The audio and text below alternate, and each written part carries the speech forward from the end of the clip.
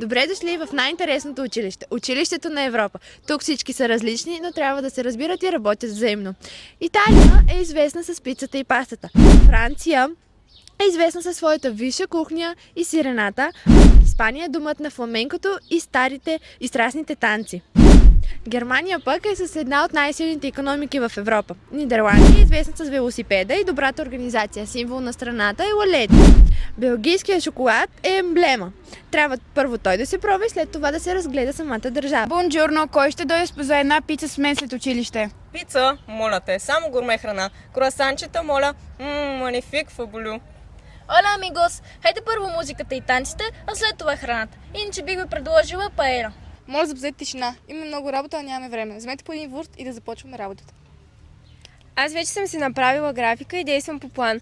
Къде мога да си оставя велосипеда? Донесох лалете за всички. Нося добро настроение, наслада и щастие за всички. Най-хубавият шоколад в Европа. Опитайте. Още колко време ще чакаме другите? Аз идвам винаги на време, защото транспорта ми е безплатен. Все пак у нас винаги имаме ред и обичаме да го спазваме. Добре сте ни дошли. Полюбвайте се на красивата природа и големия обширен Балкан. А аз ви посрещам с една българска традиционна питка. Европа. Едини в многообразието. Европейския съюз започва първоначално с 6 държави, но сега са 27. Една чудесна идея за обединение и взаимопомощ за една по-красива и успешна, богата и единна Европа.